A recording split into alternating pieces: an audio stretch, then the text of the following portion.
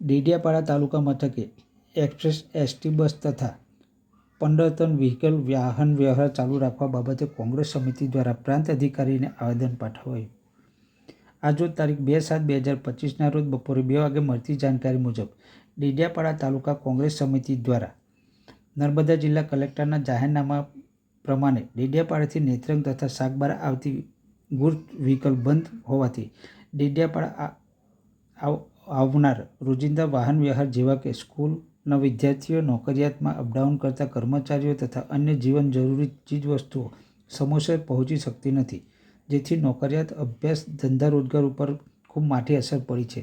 તો તાત્કાલિક ધોરણે 10-15 ટનના વાહનો એક્સપ્રેસ બસો જે સીધી માચ ચોકડી ઉમરપાડા થઈને જતી રહે છે તે વાયા ડેડિયાપાડા કરવામાં આવે.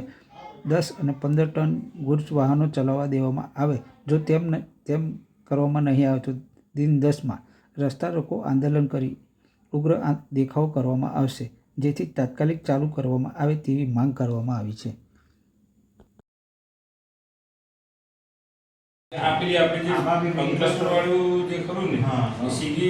આવતી નથી અને પેલો સિંગલ પટ્ટી રસ્તો છે હમણાં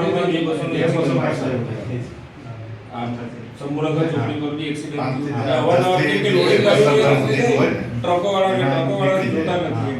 એટલે નાના ડેડિયાપાડા તાલુકાના લોકોને જે મુશ્કેલીઓ પડે છે કે આજે ગામના સામાન્ય નાગરિકે અંકલેશ્વર અમારે અવર જવર કરવું પડે છે. જે બસો માર્ગે જાય છે, બસોમાં ભાડું 51 રૂપિયા છે અને અહીંના જે લોકલ ગાડીઓ વાળા જે ચાલે છે એ 150 રૂપિયા ચા લગીને લે છે.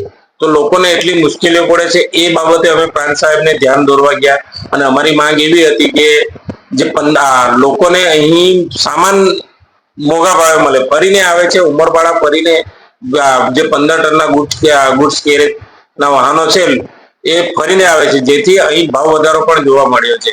આજે સરકાર જે ગંભીર બ્રિજની દુર્ઘટના બની ત્યારે જાગી છે, એના પહેલા પણ ચાલુ જ હતા.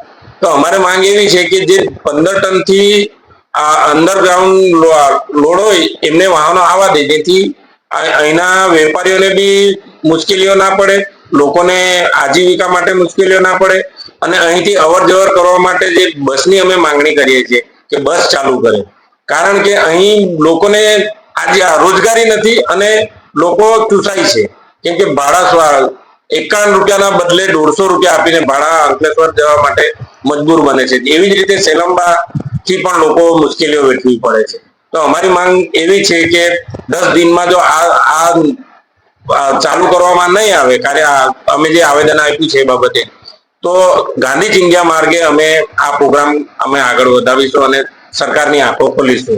હું વસાવા રાકેશ કુમાર રાયજી, તાલુકા કોંગ્રેસ સમિતિ પ્રમુખ.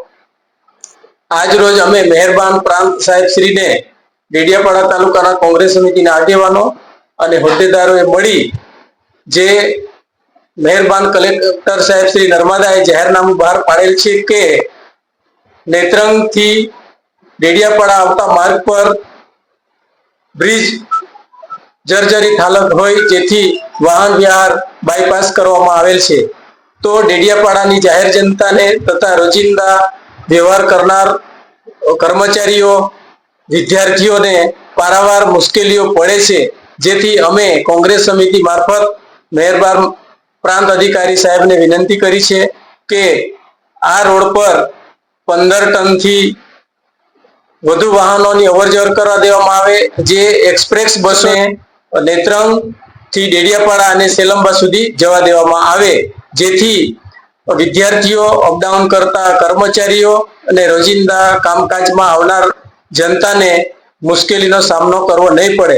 જો આ બાબતે સરકાર શ્રી ઘટતું નહીં કરે તો કોંગ્રેસ સમિતિ દિન 10માં ઉગ્ર આંદોલન કરશે.